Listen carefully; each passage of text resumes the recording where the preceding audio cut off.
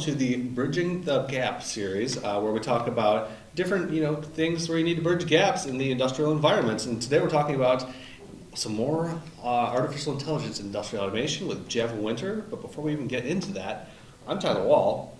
I'm Gary Cohen, the last time I checked. We're happy to have you here. Yeah, this research I think is really interesting. So, with our company, because, AI is cutting across so many different verticals that we cover, so many different industries, so many different people. It is hard not to be touched by AI in some way, shape, or form, which is what led to our research. Yeah, it really did. I mean, in our different verticals here at CFE Media and Technology, we cover industrial automation, manufacturing operations, commercial construction, cybersecurity. So as you can imagine, both digital transformation, but also artificial intelligence touches every single facet of what we talk about and what our subscribers read about. And even getting into the survey results here, I mean, we had a bunch of different people respond, and they came from all across the board. I mean, we're talking about directors, C-suite, vice presidents, managers, all the way down to the end user engineers, and just the people on the ground, the boots on the ground on the plant floor. So, a nice wide array of data to look at and talk about today. Exactly, and we've been covering this on some other episodes of this series. If you've been watching, and hopefully you have, we've talked about trust in AI. We've talked about some of the strengths and weaknesses of AI, about how it's being implemented. But today's version is going to be on the business impact of that implementation, basically how it is practically being used right now in industrial automation, which obviously is an important topic because it is being adopted quickly. And it is being used in a lot of different ways. People are figuring out how it can make their processes more streamlined, more simple, more effective, how they can marry the human expertise with the AI technology to make things run smoother. So the business impact has been pretty important for us. So we'll look at a couple of the quick slides in this. So we asked people about the business impact and also the implementation status. So not only what kind of an impact is it having some impact, a major impact, but when it's being being implemented. Has it already been implemented? Will it be implemented in the near future? Some of the things that people said were having a big impact should not come as a huge surprise if you work in industrial automation and manufacturing. The biggest one was in process, discrete, or vision systems sensors. 44% of people said it's going to have a major impact or is having a major impact in that sector. And about 42% of people were in some state of already implementing it. So it's already implemented or it's going to be implemented in the next 0 to 6 months. Other ones that were pretty big: analytical instruments, test equipment, motion control systems, and robotics. That was another one that people thought it was having a major impact in. That was at 39% of people said it was going to have a major impact.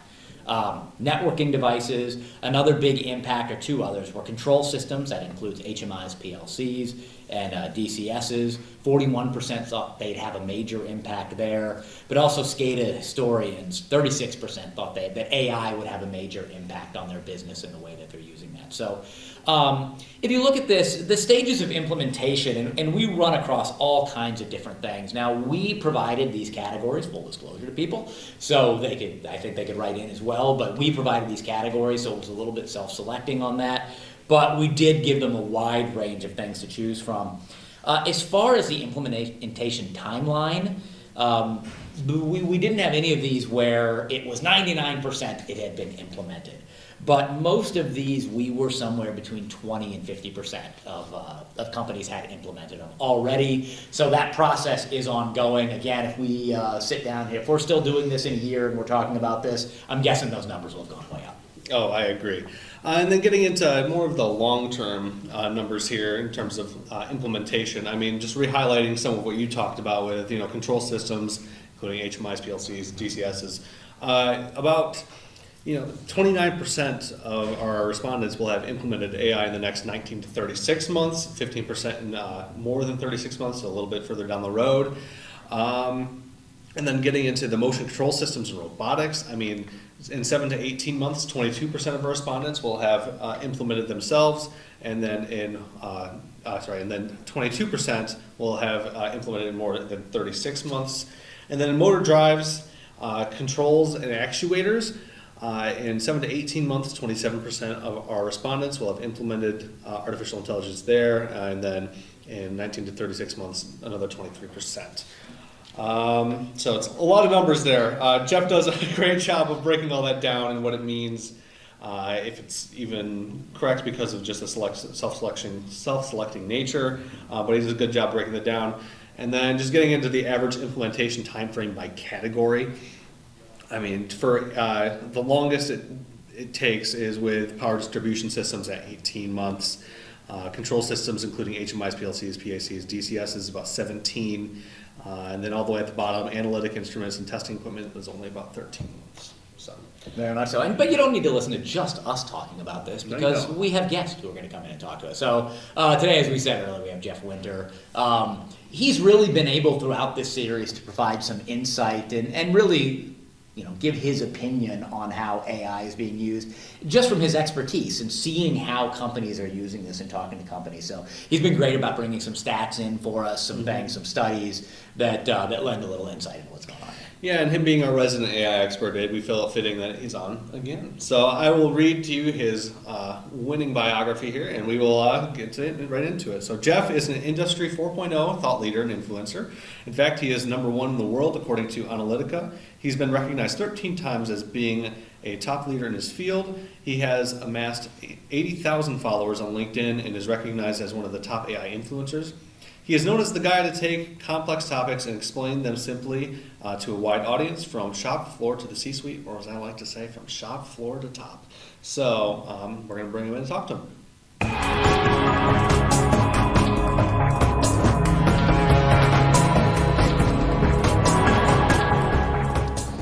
All right, Jeff, you came back a fourth time after 3, so you're clearly not sick of us yet. Thanks for sitting down with us one more time, this time to talk about business impacts and implementation. Excited to be back for the last one. Yeah. Honestly, I'm a little sick of us at this point. I am too. He spends less time with us It's than true. we do. Very true. Yeah, in this last bit, I mean, you had a lot of data thrown at you, a lot of stats. Did any of these stats within the business impact and implementation part of our presentation surprise you, and why? So it was interesting because overall, I actually thought a lot of the statistics were validating and reflective of a lot of what I see out there in the place. You asked a few new ones, which I really liked, but the one I found to be the most interesting is on your question about impact of learning or desire to learn AI. You had 1% come back and say, disinterested, don't want to learn AI.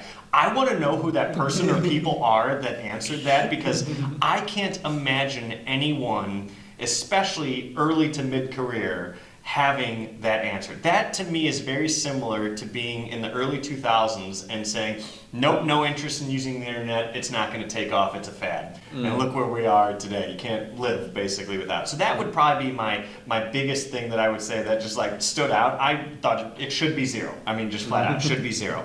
The other thing I found interesting is you asked the question on business impact for different product categories based off AI. And I thought that was an interesting way of asking it, because it puts the burden on the responder to understand what AI can do. And I actually think it would be interesting if next round in the questions you actually separate it out from the user in terms of maybe where they'd like to see the impact versus the producer of the products on where they're planning on changing their product using AI, because they're going to be the ones that know what's possible and practical to implement, versus the users are going to have more of a view on this is what I want and what I think will be used. So they actually can play off each other. But right now, if one of them is lower or higher, it's hard to tell if they just aren't creative in their thinking or they don't necessarily know where AI can be used for that particular product. Because I would argue every single one of them should be major, because if your products produce or consume data, you should be using AI as part of it. Absolutely. Actually, just a note here, if the handful of people who said they have no interest in it, email Tyler and I. We'd love to talk to you. Why? We're very curious. So based on some of the most common product categories found in industrial manufacturing facilities, where do you see the biggest opportunities for potential business impact right now? So the biggest impact, if you look at it, I kind of alluded to this in my last one. Any product that consumes or produces data will be the biggest user or potential user of AI. The more data you collect, the more data you produce, the more opportunity there is for AI, even potentially to be embedded within the device or just being fed into a AI model that can take advantage of and make sense of that data. That's going to be probably just across the board for products. The other area that will influence the use of AI is now going to be specifically for generative AI, and it's around your interface with the products. The more you interface with the product, the more beneficial generative AI can be with your interface of the product, so you don't need to be trained on how to use, program, or configure that product. Imagine being someone that can now use ChatGPT to program a PLC without being trained on how to program PLCs. That's game changing. Or configure this. I want to have this system work this way, and you just type it in conversationally into a ChatGPT prompt, and it will do the programming for you. So those are probably the two ways that will help, differentiate. So I'd say the more complex products that have more interface, that have more data, those are going to have the biggest impact. Makes sense. Well, what factors contribute to the estimated timing for AI implementation across some of these different product categories? So I think a large portion of this is going to come down to digital and AI maturity within the organization. You can't really put the cart before the horse and start to leverage AI if you aren't that digitally mature as a company. Whether you are the producer of the product or the user of the product, you need to have a good digital maturity to be able to take advantage of that. And in AI maturity, you need to understand where and how to pick what models and what types of AI in what areas of the product that you're going to put it in, or in the application of it in your factory environment. So that is a big one. And since we have a skill shortage in the industry, you don't want to overcommit yourself and then not be able to, as an example, troubleshoot or improve or quickly answer product feedback or issues that come up because you don't have enough people that understand how it actually worked in making its decision. So that's going to be a huge one. The others are going to be related to data, like I've mentioned before, data availability and data quality. And the other could be infrastructure to support the technology or to roll out the technology.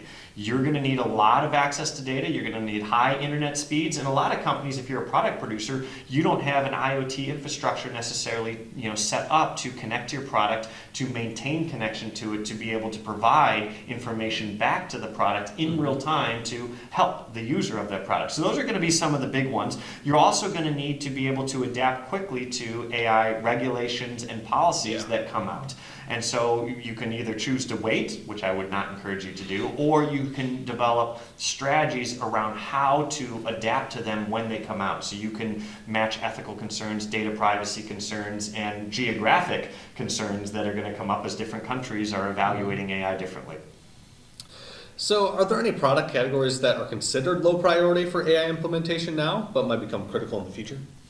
So I would say this gets back to if your products consumer produced data, the answer should be it should be high in terms of importance today and in the future. If your products don't do that, then I think it would be low priority for the use of AI. Then you're just going to be treating it as an input potentially to an AI model, if it even has the capability of a measurement or something to inspect or something to consume as a part of it. So I would have to say probably the biggest ones you're going to get back to is probably PLCs as a function would be one of the biggest technologies that can take advantage of AI both embedded internally to help with its decision making and its ability to add features to the product, and also your interface, like I said, think of it like a ChatGPT prompt for the PLC. The other one that we're seeing a lot is vision-based products. So anything that is going to be doing inspection, having AI embedded in it. Those are probably the biggest areas that I'm seeing. And then we're seeing for edge products, they're starting to leverage AI models being built in or being able to run directly on the edge product. Well, we've talked throughout this Bridging the Gap series about creating acceptance throughout an organization, kind of creating a culture in which the adoption of AI is accepted and encouraged, really. How do you ensure that stakeholders across different departments understand and support this AI implementation process? So this would be part of the company's broader digital transformation strategy that you'd have. And I don't see a lot of companies having a well-defined, well-articulated, and well-communicated digital transformation strategy. Some have very good strategies, and then they're poorly communicated to any layer below the C-suite.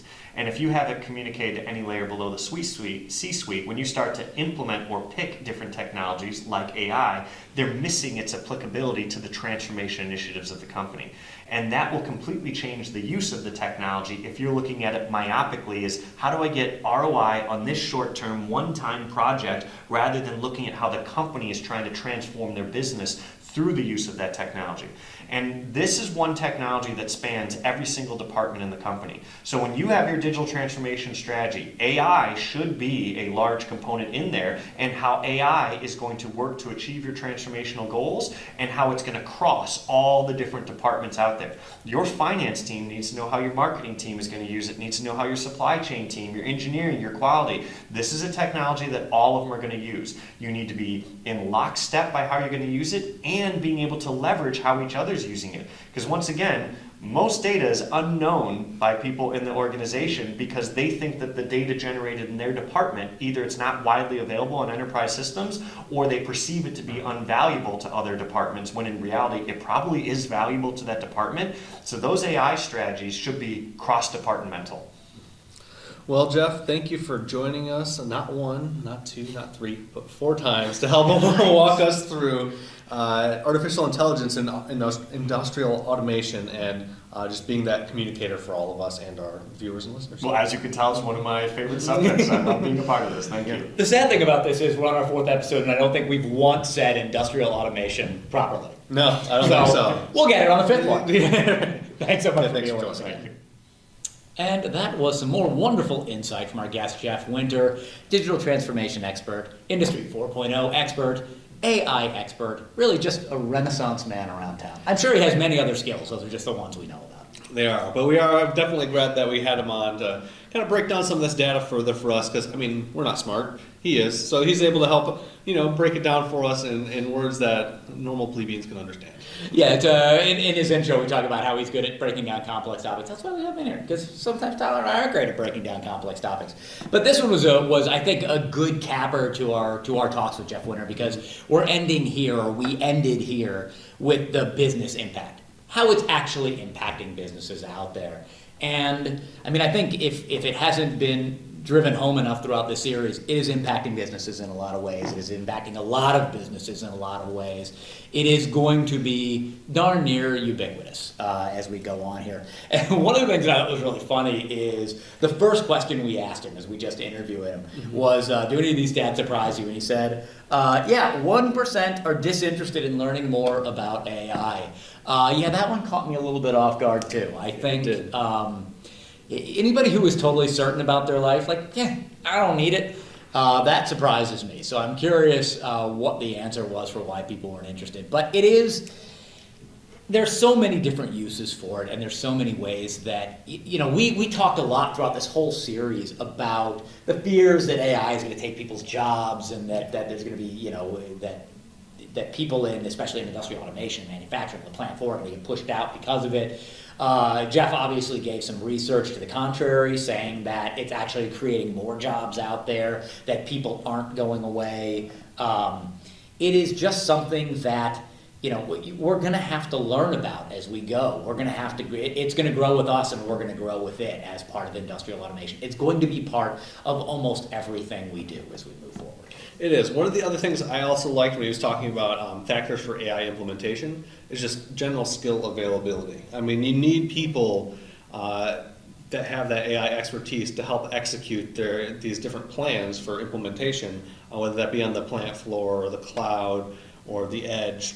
And some of that's not going to come for a while. I mean, as he talked about, the times need to kind of catch up a little bit. So, education systems, they're not prepared in this current state for, artificial intelligence in that way. But one of the best ways you can go about this is by training people yourself in your company. I mean, that's one of the easiest ways. Don't look for the unicorn, look for the people willing to do it. And that will definitely help with any sort of skill availability issues as a whole, and kind of addressing that skills gap. And it's, throughout all of the industries that we cover, the verticals that we cover, there is a skills gap, whether that's in manufacturing, whether it's in industrial automation, whether it's in construction, commercial facilities, whether that's in cybersecurity. This skills gap exists because technology is moving very fast. But there was and I think I'm going to quote this correctly, something that Jeff said that I think was really astute, which is AI is not going to push people out of jobs. People who understand AI are going to push people out of jobs.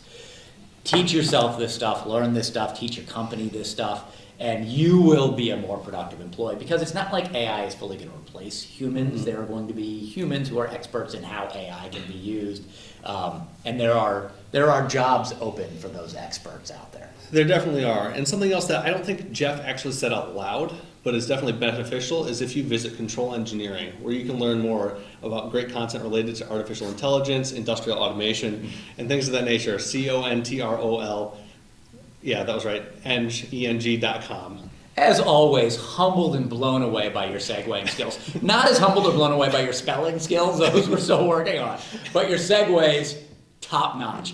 We do also have a couple other sites. If you look at the industries that we cover, we've got control engineering, which I'll just let Tyler spell that. We've got plant engineering, we've got consulting specifying engineering, we've got industrial cybersecurity. Pulse covers all our verticals. All of those sites, we're talking about AI, we're talking about a whole bunch of other things. It'll be very interested. If you're interested enough to watch Tyler and I talk about industrial automation, you're interested enough to check out those sites.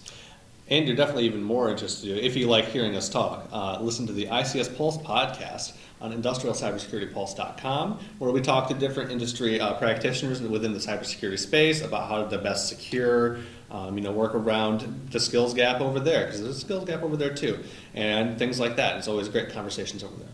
Absolutely. Thank you so much for joining us here. Until next time, I am Gary Cohen. And I'm Tyler Wall. Thank you for joining us on Bridging the Gap.